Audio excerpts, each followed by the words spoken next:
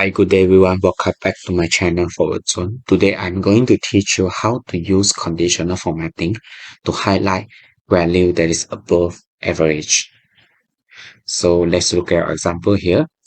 We have a list of sales data over here in column D, and by highlighting every sales figure, I get a average sales of 126K. So as you can see here, 126K, or you can see here the figure below. So in order to find the sales that is above average, so you can go to Home tab and go to Conditional Formatting, select Top or Bottom Rules, and go to Above Average and click on it.